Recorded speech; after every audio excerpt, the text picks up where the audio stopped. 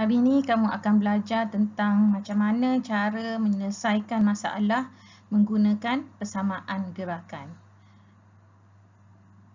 Persamaan gerakan yang perlu kamu gunakan adalah V sama dengan U tambah AT.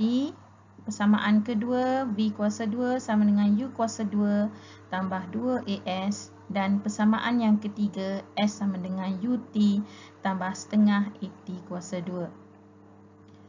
Sebelum kamu menggunakan persamaan gerakan, kamu perlu mengetahui apakah yang dimaksudkan dengan simbol-simbol dalam persamaan gerakan tersebut.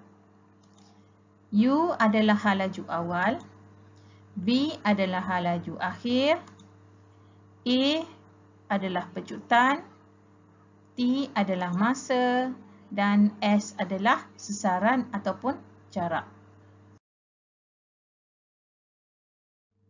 Kita lihat contoh soalan berikut. Sebuah lori pada hal laju 20 meter per saat mula meningkatkan kelajuannya ke 50 meter per saat selepas bergerak sejauh 4 km. Tentukan pecutan lori.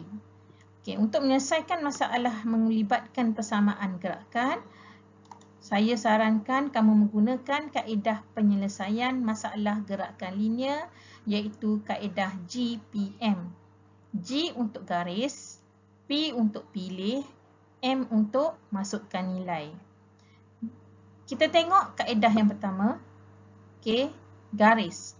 Nak garis apa? Garis nilai. Dan tentukan kuantiti fizik yang diberi.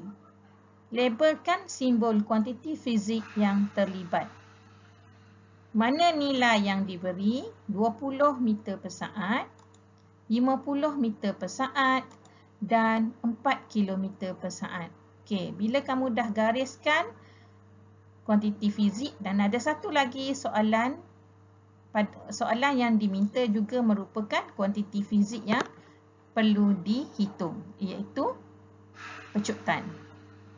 Okey, jadi di sini terdapat 4 kuantiti fizik yang terlibat: hal laju awal, hal laju akhir, sasaran atau jarak dan pecutan. Okey, apa beza antara hal laju awal dan hal laju akhir? Hal laju awal ialah hal laju yang pertama disebut ataupun dimulakan oleh objek tersebut. Jadi di sini keywordsnya adalah mula. Jadi hal laju awal dalam soalan ini diberi 20 meter per saat. Dengan simbolnya kita letak sebagai U. Okey, seterusnya 50 meter per saat akan jadi V, iaitu hal laju akhir dengan simbolnya V. Jadi setiap lepas kamu gariskan atau highlightkan, kamu letak simbolnya supaya kita senang nak lihat persamaan mana yang akan digunakan. Okay, 4 km merupakan jarak, simbolnya S, dan pecutan simbolnya A. Okay. Seterusnya, apa yang perlu dibuat? Kita pilih persamaan gerakan yang sesuai. Apa persamaan gerakan yang diberi? Yang kamu perlu gunakan ada 3 yang kamu perlu pilih. Okay, yang pertama VUAT, 2 V kuasa 2, U kuasa 2 tambah 2 IS, dan yang ketiga S sama dengan UT tambah setengah AT kuasa 2.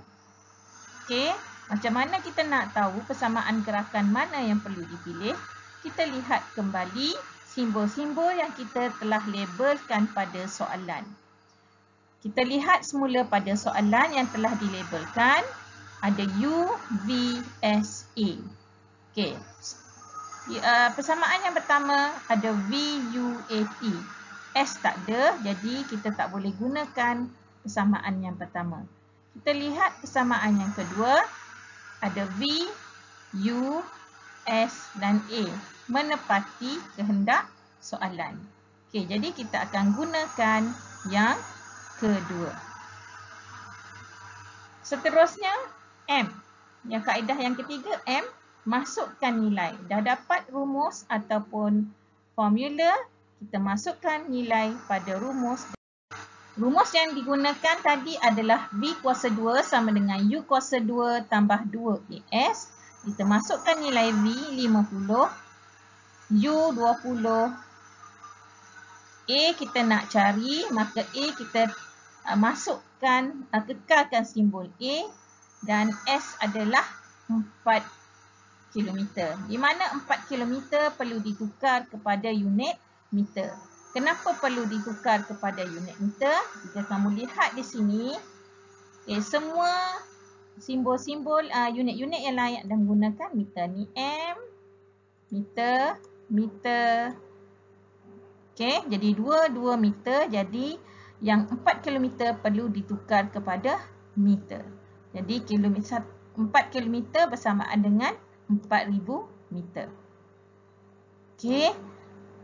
Jangan lupakan kuasa 2 tadi. V kuasa 2, 50 kuasa 2 sama dengan 20 kuasa 2 tambah 8,000 A lah. Jadi kamu akan kirakan dan dapat jawapannya 0.27 meter per saat. Kuasa 2. Kita lihat. Satu lagi ya. Jawapan akhir perlu dibundarkan kepada 2 tempat perpuluhan dan mesti disertakan dengan unit yang betul. Ini kena ingatlah, setiap pengiraan mesti jawapan akhirnya dibundar kepada 2 tempat perpuluhan dan mesti ada unit yang betul. Jadi unit bagi pecutan meter per saat kuasa 2.